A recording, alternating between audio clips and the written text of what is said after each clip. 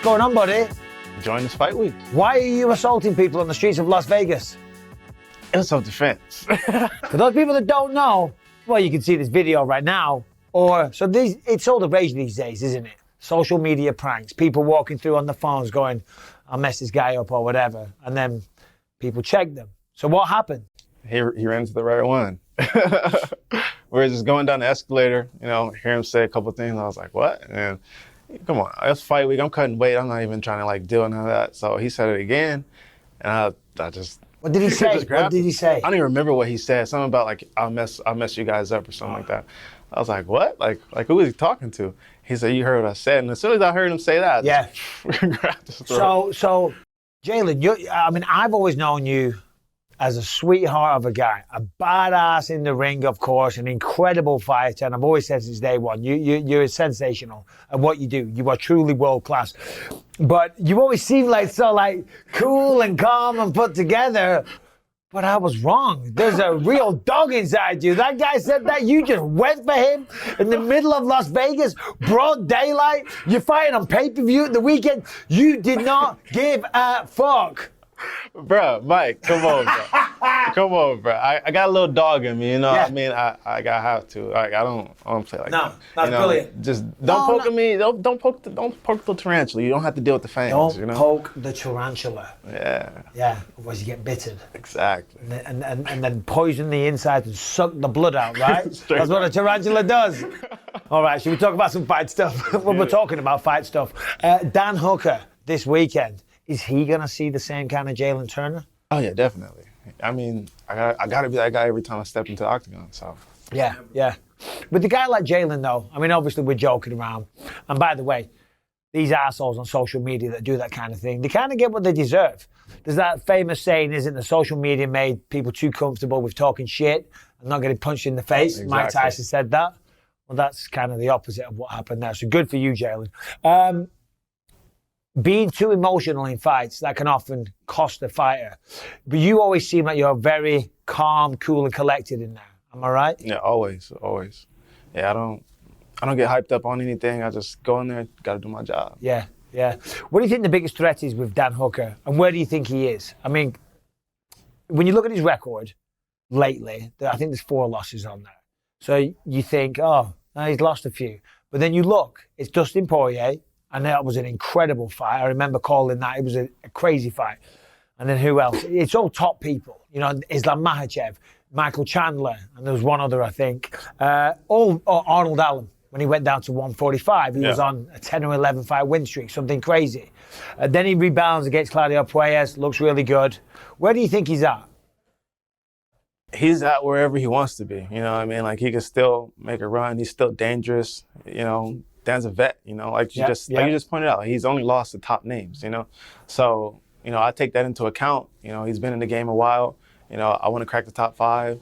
I feel like he has a lot of notoriety behind his name. So, I go out there, get the finish, make it look good and just move up. Well, he is a big name. Last time you were in action was against Mateusz Gamrot, another big name and a very, very tough opponent. And I thought you did fantastic. I really did. I was concerned for you in that fight, and this sounds like a backhanded compliment, but I was like, he's a great wrestler. Do you know what I mean? But clearly, you've been working very hard on that side of things because he did not have an easy time with you. And that was a really, really close fight. And now you're coming back to the T-Mobile Arena, back on pay-per-view against another big name. It's going pretty well, this whole MMA thing, right? Hey, you told me a long time ago, there's money to be made. Let's get it. I'm here to get it. So, I'm just doing everything right. Like I said, working on all the holes, getting better everywhere. So, I can hold that goal like you did. Yeah. No, I'm proud of you, man. And that sounds condescending, but I'm just like to see what you're achieving, see what you've done, and to be realizing your potential. Because there's a lot of fighters out there. Your coach Anti's in the background. Shout out, brother. There's a lot of great fighters in the world, and in the gym, they're amazing. But they can't put it together on fight night, and they don't realize their potential. But you are doing that in leaps and bounds. You're getting close to being the top, one of the very, very top dogs in the lightweight division. It's inevitable at this point. Like you said, I've learned how to shine under the lights. I've put all the work in. I've even learned under the lights. Like that fight with Gamrot. All right, I took it, learned the little holes, little things I need to work on. I make the adjustments, go out there, perform again, you know, do better. That's how you become a champion. When you look at Dan Hooker, do you think this is, I mean, when I look at it, I think it is. It's basically a kickboxing match with 4-ounce gloves. I hope so. You know, that's what I'm more than likely anticipating. But you know, I did the grappling just in case. You know, it does turn to a grappling match. It's MMA. Anything can happen. People get punched, they start shooting. You know, so yeah. Do you hate the grappling side of things? Nah, actually. No, but come on, you like kicking people in the head. I love kicking people in the head. Like that's my go-to. If I can do that, I'm good. I don't even let my kicks off as much because everybody's trying to take me down. You know. So, yeah. And then the rest of the names in the division, like top 10, top 5 up, is just crazy grapplers. You know what I mean? Like we got Justin who strikes, Dustin strikes.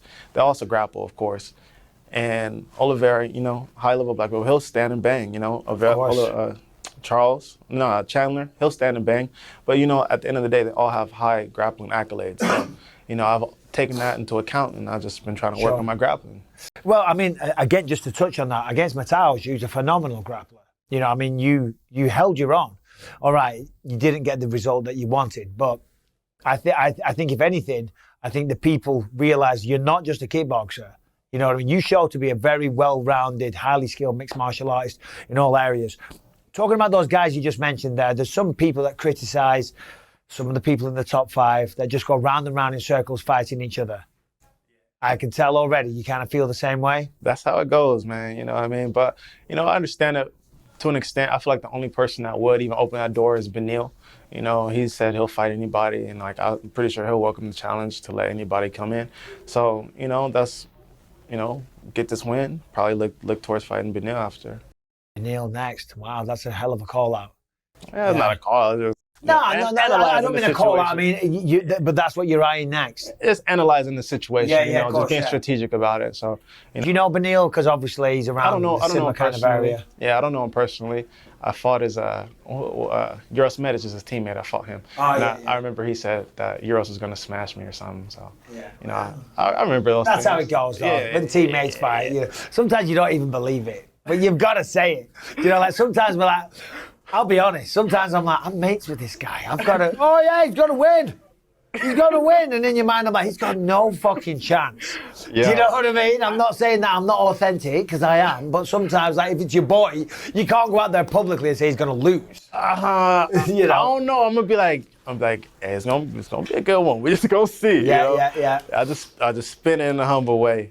Yeah. You know, fighting, obviously the goal is to be the champ. When you're fighting someone like a Matthaus Gamrot, there's a lot of learning curves, as you said there, to get ready to fight someone like an Islam Makhachev. Do you know what I'm saying? Because, dude, we know how Islam fights. You know what I'm saying? So I guess all those little bits of experience, you know, ironing out those wrinkles, finding out what your weaknesses are with respect. I mean, it's all beneficial in the long run. Exactly. You know, finding that silver lining and realizing that really helped me a lot, you know, just mentally. And, you know, my grappling coach, Ozzy, was like, you know, it's good that you learned this now, because if you learned this when you fought Islam, you know, you probably, like, it would turn your world upside down. Like, you see people grapple with him, feel his pressure, feel these things, and then their career just goes down, you know, because they know they can't excel in that aspect. So, like you said, I'm happy I got to experience that, like from Gamrot, you know, and then I'm just level up from here. Yeah, I've talked about this a lot because it's very inspirational, but you know, you're probably sick of me mentioning it and other people. When you started the game, you were a fan of Anderson Silva, you used to use an old couch, right, in the garden or the garage, and that's how you used to work out and watch videos on YouTube and stuff like that. To go from that to now, seems like you're a pay-per-view mainstay, brother. You're on pay-per-view in the biggest fight promotion that ever existed, right? This is the biggest fight card of the year, probably. You know, man, talk to me about that. I mean, it's got to feel good. I know you're a humble dude, you know, and you might be choking out people on escalators, but you've got to be pretty happy with where things are now. Man, it's so surreal. You know, I can remember being a 17-year-old kid in my backyard, just manifesting these moments, you know, just thinking about being here, like thinking about being a UFC champion, you know, thinking about the days where I can train in a nice gym, you know, being in the backyard, you know, like just hungry, just young and hungry. And sometimes like I remember those moments and I just try to like go back to that young kid and be that hungry again, you know, that thirst for knowledge, that thirst to get better. And you know, I kind of strayed away from that, and then going out to Dubai and training with Hamza, like I got to like be that kid again, and it made me respect where I'm at, you know. So, you know, there's only so much more I want to do. I want to reach new levels, you know. I got new aspirations, you know. I'm leveling up my mindset, my manifestation. So it feels good, man. It feels really good, you know. I'm really grateful to be where I'm at. Well, you're grateful, but you should be proud of yourself as well, because it's hard work. You know what I mean? And the reason I talk about this stuff, and I often do, because there's a lot of young men and women out there that are kind of lost in this life. You know what I mean? There's a lot of people that they come from poor backgrounds, you know, times are hard. They don't feel like they have any opportunities in life, you know, but then they see guys like you, they see guys like me and people like that, and it inspires them. Do you know what I mean? So I think people to hear your story and what you've managed to achieve, you know, you come from humble backgrounds, life wasn't easy, and I hear you are. It's a powerful message that I think more people need to hear. Yeah, I definitely, I didn't know what I was going to do after high school. You know, I was probably going to join the military or something. Like, I was going through it with having trouble with my mom, stuff at home wasn't going good. And, you know, I just started training in my backyard with some friends, and I was just like, man, I could do this. You know, I was like, I could take this as far as it can go. And, you know, I started training, watching YouTube videos, you know, watching instructional videos and working on the craft. And, you know, like, I always had in the back of my head that I would be at this point. But at the same time, you know, you just never know. You know, I'm in San Bernardino training in my backyard. You know, I'm like surrounded by, you know, so much negative. So it was hard. You know, it was a real uphill battle. And, you know, to be here, it is inspirational. Sometimes I do overlook that aspect of my career, you know. Was there times where you thought this isn't going to happen? Was there times where you thought about throwing in the towel, so to speak? Man, so many times, dude. They're like, every L was like, oh man, how could I let this happen? You know, just the whole world crumbles down on you. And, you know, it was always little glimpses of hope for me, always little silver linings. And that's what kept me going, you know what I mean? Like, every loss I've had it's turned into a lesson, you know, it's been a blessing in disguise.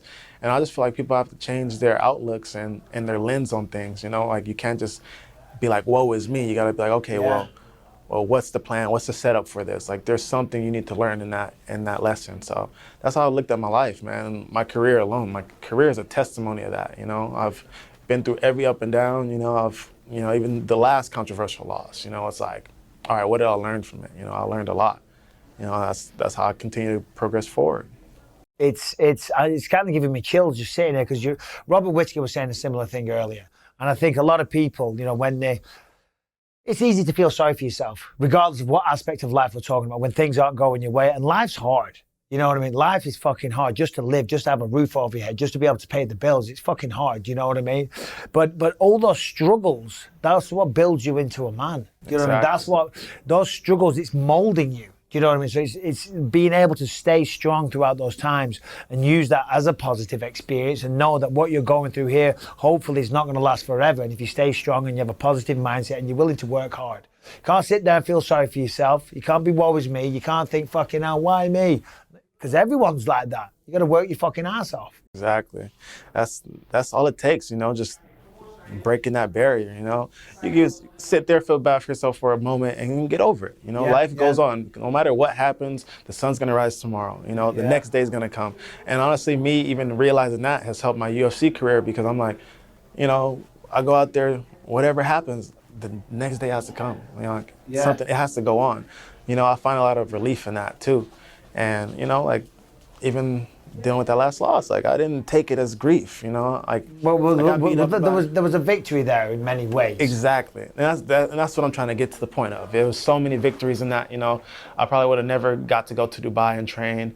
You know, I wouldn't have seen the support I had from people. I wouldn't have got to know, like, where my grappling stands against that opponent. You know what I mean? Like, there's so many things that I learned that I can take away from, that I can grow from. You know, it's not just, oh my gosh, I lost, whatever. Like, I personally, I think I won the fight, but still, like, I learned so much more than just, I'm trying to, like, worry about getting my hand raised. So that's how I take it. Because there's a few people that I'm not trying to help out and stuff like that, and there's people that come from, you know, life's been hard, and they haven't got support, they haven't got love, and they haven't got people that care about them. You know what I mean? And they're kind of lost souls. And I'm like, you know, I think to hear your story, you know what I mean, and what you've been able to overcome and to achieve in your life, I think so many people that are sitting there at home listening to this right now will get a lot of inspiration from. I really do.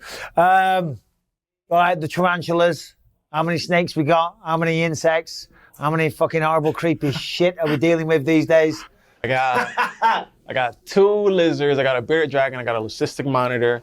I got a California king snake. I got a communal setup of M-4 tarantulas. I don't know how many are in there. I haven't checked. I think there's at least 5, maybe 9.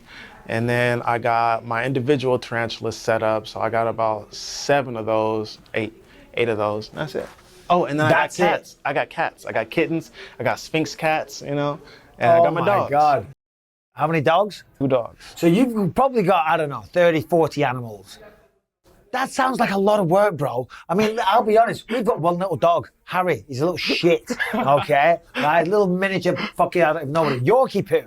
He's a Yorkie poo, okay? You think I'd have a Rottweiler or something badass. No, he's a Yorkie poo. He's a pain in the ass. How do you get up, water them, feed them, do this, clean the shit, bloody do that? I don't know what you do with snakes. Do you know what I mean? But that's a lot of work and effort, man. Man, I've been like this my whole life, dude. I've loved animals since I was a kid. I just manage it, and I got kids too. Shoot, that's the biggest one. I didn't know you had kids. How many kids? I got 2 kids, boy and a How girl. old? My son will be 6 in December. My daughter just turned 4. Dude, I swear to God, I had no idea. I'm sorry. How ignorant of me. Wow, you got a lot of kids to feed, a lot of mouths to feed. Yeah, I didn't have kids when we first met, so you know. Yeah, exactly. Yeah. Yeah, because we're always having like doobie roaches and fucking, what are they like? Mealworms, superworms. All kinds of stuff delivered to the house. I mean, you must go through a fortune in bugs to feed these things. Yeah, I do. Yeah. That's another expense I have to worry about. Yeah, my son Lucas, I've told you, he always wants a snake. And I'm like, no, people that have snakes are weirdos, man. Why not? Because there's just no way. Yes, I'm not having a snake in the house. Buy him a snake. He wants a snake so bad. We got him a bearded dragon, and obviously because I'm an asshole, I'm like, okay, we got him a custom built thing. It's so big, right? The guy in the store, what's it called, Reptile Island in Yorba Linda. The guy's like, this is the biggest cage we've ever made, or not a cage, what do you call it? Terrarium. Terrarium, yeah. I think it's about 8 foot tall. It's badass. You can't put anything else in it. Do you know what I mean? I'm like, we could have like 5 or 6 living things in there, and they're like, if you put anything else in there, it's gonna die. But what lizards or life forms could go in that other than a bearded dragon? It depends on how it's set up. It all depends. Right. We gotta talk about that. We can set something up. Okay. Monitors are nice, and then you can put a bunch of them in there. Really? Monitors. Ackie, ACKIE. Okay. I thought you were talking about that. They get about that big, about 2 feet, All and right. they eat crickets. Bro, they're dope. They're dope. All right. They're smart too. All right. Well, that's for my son, because I'll be honest, I'm not interested at all. I couldn't care less. Get him a snake.